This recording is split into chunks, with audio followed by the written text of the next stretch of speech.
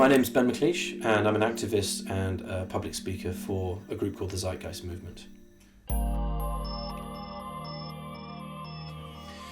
So it was formed in 2008 in response to an online film called Zeitgeist Addendum, which spoke of the underlying driving mechanisms of a society that make it unsustainable.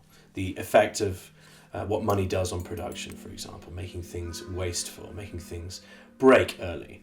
And we essentially were created with a view to changing the underlying value set that society is based on, from which everything proceeds, so from which everything is assumed. And that literally means, in a real life sense, we have websites, we have forums, we have videos that we create, but essentially we're, about 500,000 members worldwide who are disparate in different towns and cities and organise events and screenings and talks to try and address these issues with the general public around the world.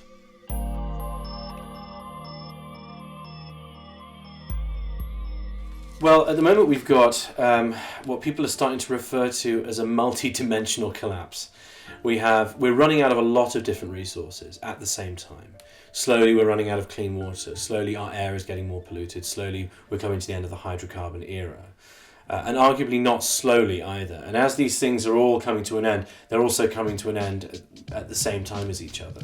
A lot of the time because one is based on the other. A lot of our water cleaning projects are funded by essentially oil and gas because we are having to, fund them in terms of electricity, fuel them if you like. So there's a lot of different angles to the sort of global paradigm at the moment, and all of that is being driven by our system having grown out of the economic system of scarcity of the past. So back in the hunter-gatherer days, we had no real need for a medium of exchange because it was direct one-to-one relationship with the earth. There was earning your keep by the sweat of your brow. Yeah, so that kind of biblical term was born out of the old agricultural ways of doing things. And slowly money was sort of introduced as a medium of exchange, maybe with other cultures, because you now had, different pools of settled communities and all the rest of it. And that has slowly morphed into, from a medium of exchange all the way through to a rather predatory system now, where money is put as the be-all and end-all of the product of that system. So instead of us trying to allocate resources and actually live, it's all become a money pursuit now. And that's true regardless of what you call your system, whether it's capitalist or socialist, communist, whatever ist you want to put on the end of that. The very function of money, the way it behaves now, does increase wastefulness, does hamper innovation, and does stratify society. Those are really the three big things that happen. So when people go on individual campaigns against whaling or against the pollution of the earth, and that's usually split down into sub-causes as well, like air pollution, water pollution, dumping, and all this kind of stuff, and recycling projects. All of that is a product of the fact that we're at the moment unable to solve a problem unless it makes money. And there is no money to be made in being sustainable, in really building products that won't break down super quick so that you can sell another one next year, or that you can at least get the business from somebody else. All of that is in effect created by the need to just pursue the greatest profit regardless of the social cost. So all of the environmental damage that we see is to a great part encouraged and unable to be fixed by the monetary system, the way it is now, the way it is morphed. In terms of stratification, we are tending towards a society that's very, very divided, where the top 10%, the richest 10%, own almost everything, and are also very, very far away in, as a yearly income, than the bottom 10%. Those are ever widening. People are getting poorer and poorer, and the remaining 1% really are getting richer and richer and richer, and own the entire process, and essentially the monetary system itself.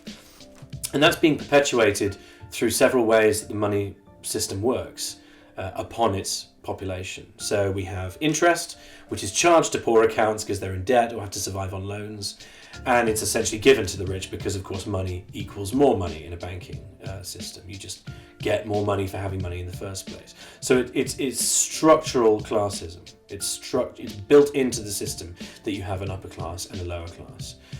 Whether you have a middle class or not is sometimes down to semantics or down to other elements of society that kind of cause that. So it's always going to produce a system of division. It's always going to produce a system of waste. And possibly the most serious effect of money is the hampering on innovation, which people don't know to recognize because you can't see all the things we haven't invented because they haven't been invented, because they've been deselected in some way. And presently we're really only selecting for treatments of problems, so water pollution equals bottled water, rather than sustainable desalination plants that would actually produce an abundant amount of water. And the understanding not to use your water in an inefficient way yourself as a person, to know that you don't just leave the tap on while you're brushing your teeth, or have a bath twice a day. These are behavioural attributes as well. And as we live in a society that's very consumer orientated, of course, consumer from the word consumption. Consumption used to mean tuberculosis, so it's an illness, essentially. In that kind of consumer culture where we've got used to acquiring, owning, cycling through things, we end up using resources much more. So there is actually a fourth effect that money has, which is a sort of a built-in reinforcement to a value system that supports money itself. And that is always one that is detrimental to the life goods themselves. So however many resources you have to fund, in a real sense, life on this planet. Yes, there are elements to modern life that work very well, but those are brought about by technology. It's the stuff that we've learned through the scientific method and have applied and have evolved into systems that works very well. So communication, we now live undisputably, or indisputably, I don't know the right word, we now live in the era of the best communication ever. But that's nothing to do with really the social system. The social system right now is highly stratified. And its tendency is to get worse. Every indicator towards that is the same. And it's worth being able to decode what these psychosocial pressures are. For example, there is no real first world country anymore that doesn't have an obesity epidemic in them. USA, Britain, Australia is three very large examples.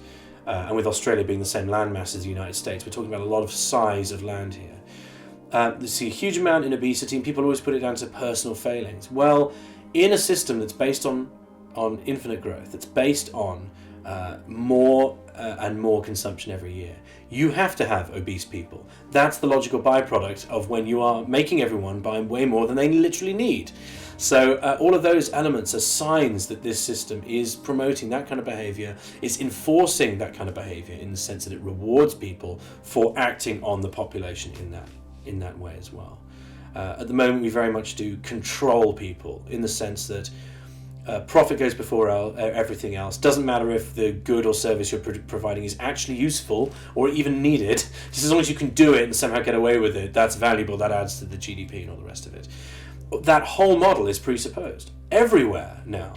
And so really the only thing that could be a damaging effect is the values that are reinforced, that then dictate the behaviour, which then produce or select against elements of society that we do need or don't need. And at the moment you can see where the focus of modern society really is. Just look at what a city looks like. Does it look like buildings? No, it doesn't. It looks like adverts. That's what we've allowed to appear on the landscape. That is our outer reflection of what we consider valuable on the architectural landscape. It is products and signs and smiling people that have been photoshopped and that have been, divorced from reality. That's what we've chosen to demonstrate outwards to the world. And that is a reflection of the values that we have.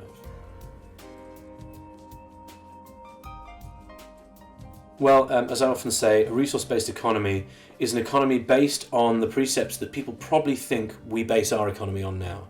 So it's a global system of resource allocation, resource tracking, resource preservation, knowing everything you have everywhere, how much water, how much oil is left, how much coal, where's the wood, where's the metal, what can we use instead of wood now to build things, what are the correct materials and processes in order to provide a baseline for how you care for humanity. What's the baseline for how many people you need to care for? However many are alive. So at the moment we now have more than 7 billion. That's the base mark from which we need to be reverse engineering how to care for everyone.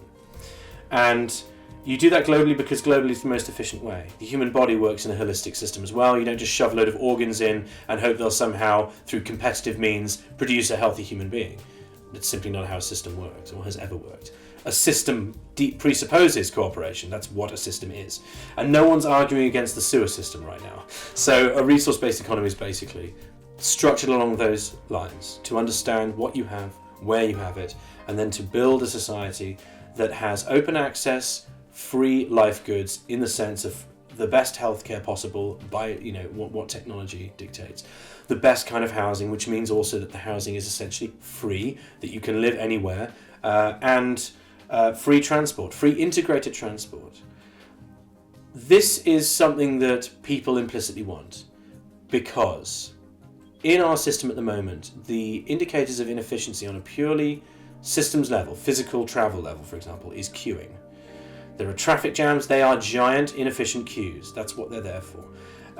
Every bus stop, the queuing is a product of the system not being ready to deal with you yet. All of these kinds of signs are signs that the system is slowly getting worse and worse and worse. I haven't yet done it, but I'm going to be timing myself over a period of a couple of weeks to see how much queuing I do, because I bet it's an astonishing amount. So the whole goal of an economy, of a society that runs very well, is to completely minimize this kind of inefficiency, this waiting around, this poverty, this presupposition that poor people should somehow be served less by society than the rich. That itself is actually quite a weird thing to suggest as self-evident. A human being is a human being, and it needs to be looked after in the best possible way, or you're going to create a very sick individual, an individual that damages others, that is blind to its resource consumption, that supports value sets that are going to destroy its own life as well as those around it. And that's really what it is on that level. An open, free society, post-money, because we can get technology to do almost everything that we possibly need, allowing us time to go out and produce the kind of interesting culture that's always existed, all the art and painting and all the rest of it. That's something that we don't have to have disappear. We want to encourage that kind of stuff. That's selected against in our society now. All culture is done in people's spare time as they do their wage slavery, essentially.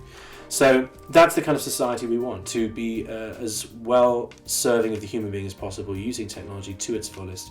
Egalitarianism in a real sense, where the fact that you're a human being is the entry point into your society, and you are treated like that with everything that you need.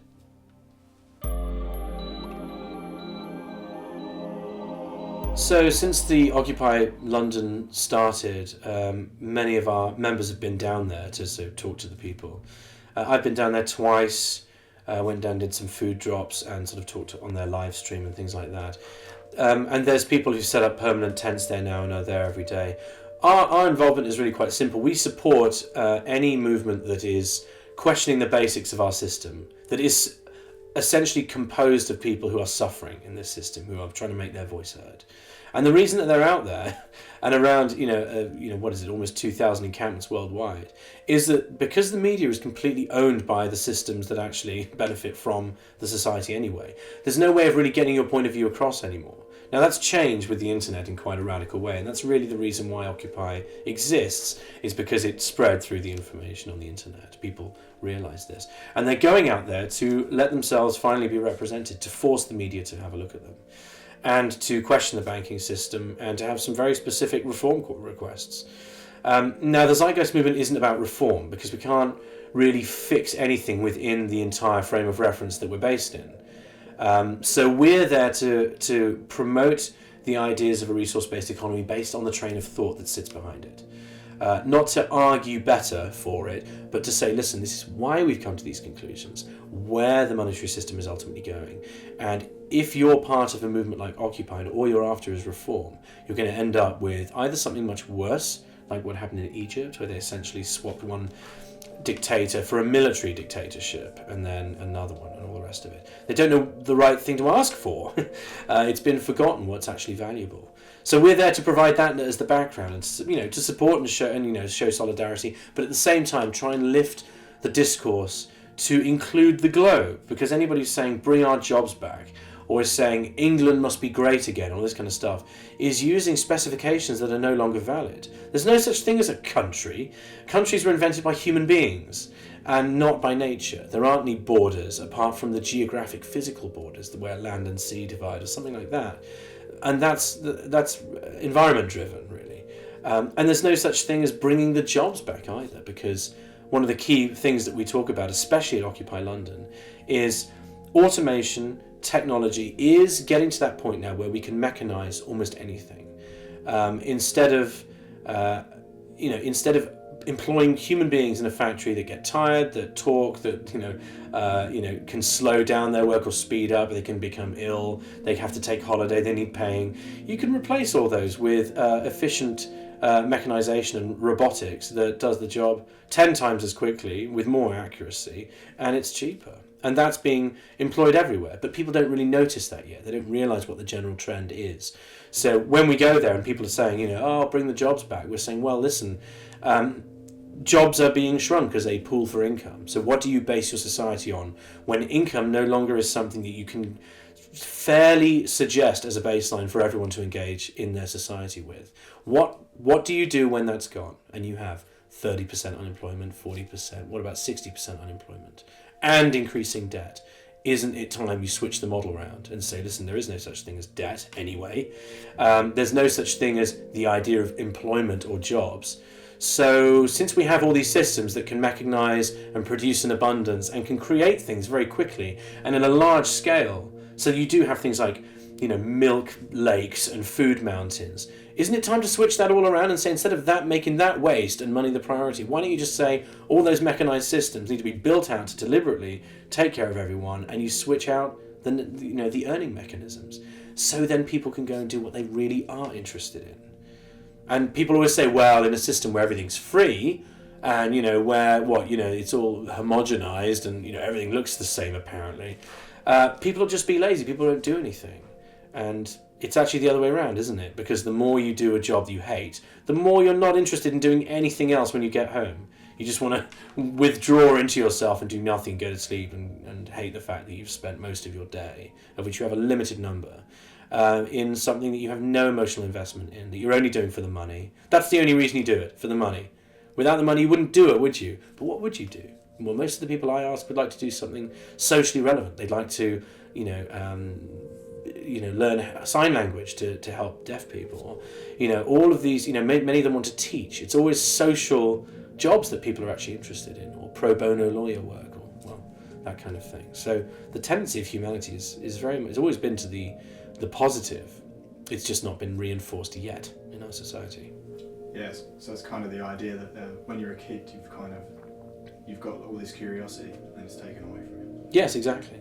And people complain in this system that I'm free. Your system would make me unfree. Compare yourself to when you were a child. You were extremely unfree in that sense. Well, this is a good question. It's tricky. You have to explain what you mean by mainstream, you see. So do you mean the predominant media, or do you mean the media that ends up having the biggest change or effect on people? So yeah, I'd say the predominant media, the media that would be the most popular to watch. Okay. Well, at the moment, what we have in the social system is a reinforcement by the media, consciously or unconsciously, for the values of the system. You won't find BBC articles really explaining what fractional reserve banking ultimately means in terms of guaranteed debt default and stratification. That won't be on the cards. Because to talk about that is to then criticise the system upon which that medium itself is also based. The BBC, corporation. It opens you up for, it's the taboo you can't speak about. So really everything we have in our coverage, the mirror that we use is the media is essentially a mirror, reflecting back to us this sort of value set that we have. And when something disruptive comes along, it usually pits itself against it.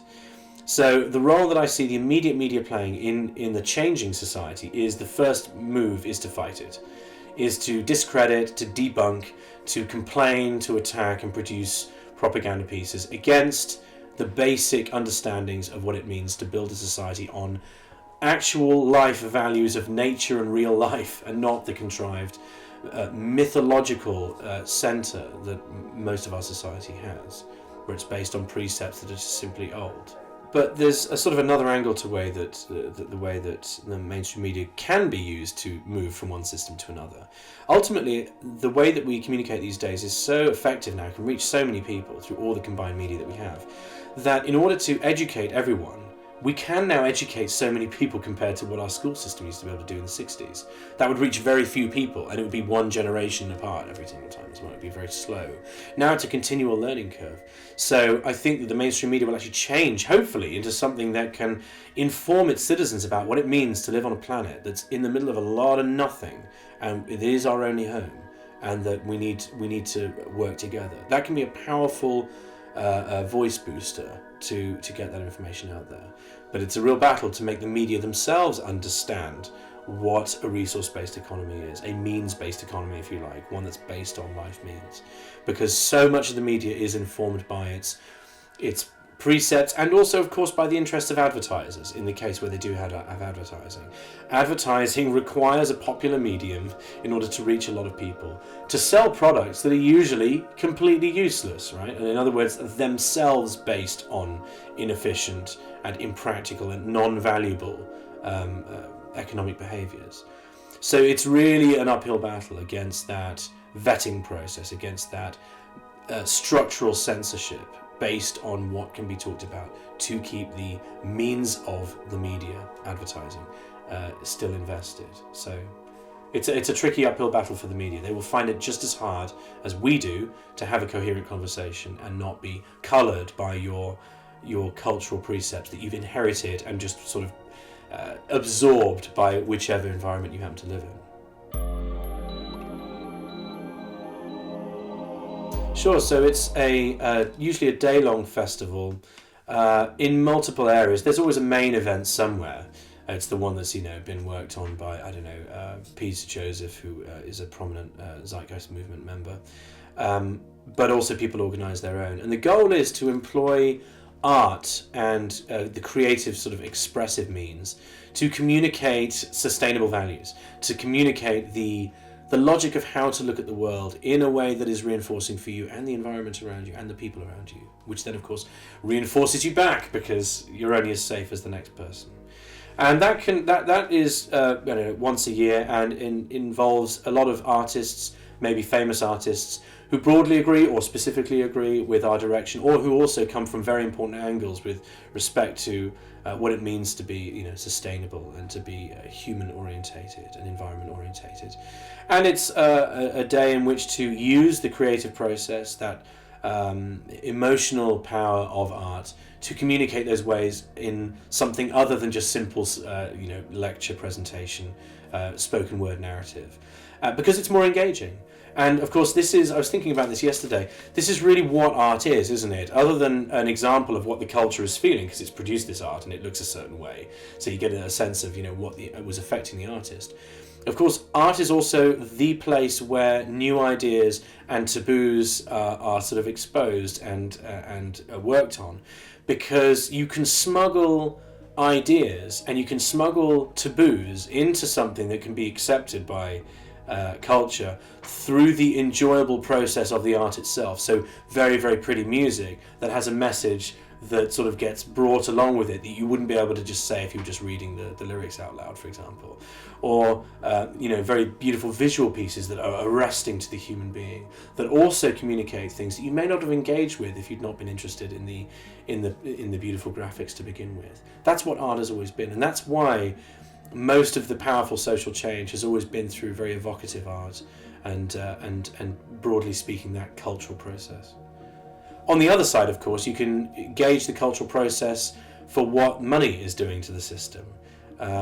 Pierre Bourdieu spoke about how the commodification of cultural goods, cultural production essentially, so everything, art, video, everything, was becoming homogenized because of the process of money, quite simply. It's very obvious when someone has an idea that is broadly speaking going to appeal to everyone, including the lowest common denominator, it tends to be lower in quality, and it also means that every other competing TV station or radio station or publisher goes for a similar or the same idea, because that'll be, broadly speaking, successful in a monetary way. And that's why you end up with so much reality TV. It's very cheap, It commodifies the valueless because it's just ordinary people, right? Which is not valueless, but in terms of the traditional way that art has worked, famous people has been what drew you. Now it's anything that draws you. And of course, people copy each other because it's a formula for more money. And so you can look at it that way and understand how art is actually reflecting the decay of a society by its own failures, by its own homogeneity, by its own blandness, by its own lack of talk about social distortion and bland entertainments instead. And at the same time, the good, powerful art is fighting that art as well as fighting to get the values out there for sustainability, presumably through non-homogeneity, because it's not been created for money. Hence, it tends to be more original in that sense. And people talk about selling out quite clearly, don't they? They say, well, if you sell out, you go for the corporate gain. That means you're not making the art for the art's sake anymore. And the art's sake, in the sense that I mean it, is that broadcasting of a message that is felt to be valuable in a way that money isn't measured as a value. Well, at the moment we're very much in the process of trying to communicate this to as many people as possible, because to enact this kind of change requires, for the first time really, everyone to understand what's happening in their society. Mostly we just vote for it and hope it'll get better, and of course it doesn't. So that's the first step, is mass awareness, mass communication, to really understand what it is. Then you have to encourage innovation and allow innovation without the monetary stopgaps to it, because we already have the technology in place to do all this stuff. We understand how things work. They can't be put into place because, of course, they're being competed against by the society. So you have to fight to free that, to essentially produce almost moneyless projects where you just damn well build it, and you showcase and demonstrate this so people can essentially come and see a museum of the future, or multiple museums of the future, city systems like the Venus Project, like stuff that Buckminster Fuller talks about, that's been spoken about by a great many theorists. That's one of them, but there's many, many other things as well. Vertical farming, so people can understand how sustainable agriculture would work and how they can maybe do it themselves, and to gradually get this out. But the biggest move at all is really going to be global revolution. It's going to be a combined opting out of the current system to force the change, because the system won't support change, because it of course annihilates the possibility for owning the system and controlling it. So it's going to be non-violent protest, and at the same time promotion of science and education. And as vague as that sounds, it's actually really quite specific, because it's a very concrete thing to do. It's better than saying, we'll just vote for these guys and then it'll totally work itself out, guys, promise, right? But once that party or that person gets in, they're still subject to the same reinforcing pressures of lobbying and all the rest of it that totally circumvent the ability to change. So it's going to be a non-violent integration with the system, not a non-violent challenge to the existing power structure, and at the same time building systems that look after as many people as possible. And that can be lo-fi in the sense of having things like soup kitchens in places that have run out of electricity or anything like that, but it's also going to increasingly be really, really advanced agriculture that can produce abundance of food everywhere. I think food will be one of the first things that gets really developed in a futuristic way, because it's such a pressing need. At the moment we have a society that controls people and not the resources. We don't care about the resources. By putting in a system that controls the resources and not the people, you end up with a system, a product, a structure, a social construct that not only doesn't actually need people to be voted for to somehow be rulers of things, but it's actually incredibly inefficient to do that. It's meaningless and redundant to do that. We don't need anyone's opinion on anything. What we need to know is the combined knowledge of the human race, everything that we know, applied. That's it. And you don't vote for how a bridge is built. You might vote on where it's built, and that of course is based on real life things too, like what's actually most convenient. How is it best to construct a city if you were going to construct it as a city and not as a sort of a conglomeration of accidental towns that it used to be. And that's why it looks the crazy way it looks now when you are in a plane looking down. It's all in the wrong place, literally.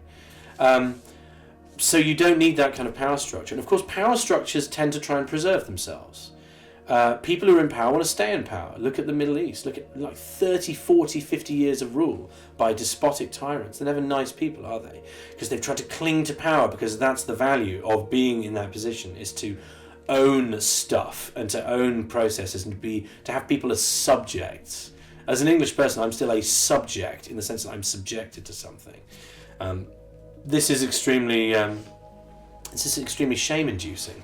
This actually doesn't support your ego as a human being to be felt as an owned item. So that's one of those reasons, and that also presents barriers when we talk about developing a society. Are you going to go and get that guy's agreement first? Why? Does he know everything? Is he an actual technical guy, or is he a lawyer, like most of them are, who is taught to twist words and get rid of meaning, essentially? Or even worse, is he an economist who's there to maximize money production and not know how to run a society? So this is really it. We have enough in terms of, technological know-how and artificial intelligence to really build intelligent systems that take away so much of the pressure that we have now. And in that system, you don't need a system of government. That's really the problem with the system we have now, is having to have a system of government. Z-Day is a yearly speaking event that we do. So it's usually in the second week of March. It varies. It can be on the 15th, it can be on the 10th, but it's around then every year.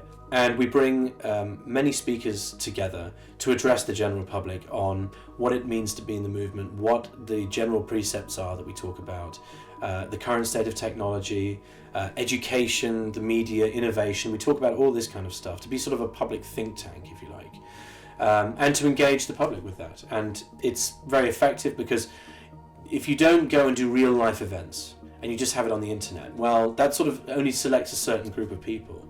People enjoy live events, and they enjoy public speaking is really suffered in the modern age. There's not enough of it anymore, really.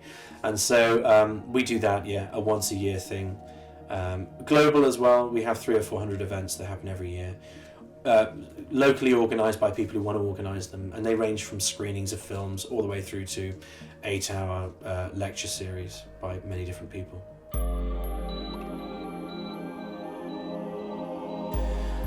Judging by our newsletter sign-ups, we're at about 540,000 people, so our mail blasts reach that many people. But the movies Zeitgeist Addendum and Zeitgeist Moving Forward, which deliberately deal with a resource-based economic model and deal with the actual train of thought that the movement itself is about, has been seen, I don't know, there have been 12 or 13 million views for the one that came out this year in January, and the other one I think is around 50 million or something like that. It's a vast amount. It's many, many millions. So the message has been spread out there. We have about 1,200 chapters worldwide, which operate in a sort of reverse hierarchy. So really the people who are feeding anything valuable into the system are the people who are on the ground, who are interacting with their local communities. And that could be on a country level or a state level, or like in Britain, a what the hell are they called? A county level. Or you have, local levels like Portsmouth, London, Leeds, all these kinds of areas. So they sort of naturally divide themselves up into where you are. Then we have an online presence as well, of course, websites usually for each country, and sometimes if they've been organised for each individual town or group that they have. There's a linguistic team that translates our materials into 30 different languages, including Chinese, because it's the whole goal is to present our materials open for free, and to have them in any language. And gradually technology is of course helping us with that, because automated transcription of words that are recognised now by a computer greatly speed up the ability to translate those as well. So that's really mostly what it's about. It's mostly to have local presences everywhere, to be available, to try and address different groups, to try and be invited to events, to attend rallies and marches, and slowly dish out this information and say, listen, have you thought about this? Yes, okay, you've got this reform idea, you've got a problem with this kind of law, but have you thought about what's underlying all of it? Because to patchwork change things is really inefficient and doesn't actually work, as is evidenced by any group. And this is, of course, sort of the final point about this movement, is that the model that we advocate, which is a resource-based economy, which is the life means economy of the planet, would mean, upon achievement, that the zeitgeist movement wouldn't exist anymore. We are trying to get rid of ourselves, and this is the opposite to everything else. Any institution, any establishment wants to survive forever. It wants to become bigger and better and buy up its competitors and become a no-bid monopolist cartel, not monopolist cartel, but wants to become a dominant force that stays forever. The zeitgeist movement is simply about advocating a train of thought towards real sustainability, towards actually solving the problems, upon which we don't need that anymore. Because when you have instilled the values of what it means to think holistically, globally, systemically, once that's there as the cultural zeitgeist, any movement towards it stops, because that's achieved, and now the population is in a state of developing its culture, building something that evolves like the human body has over the last couple of millennia, adapts to its environment, becomes more and more efficient, tries to survive in the most sustainable and symbiotic way with its environment.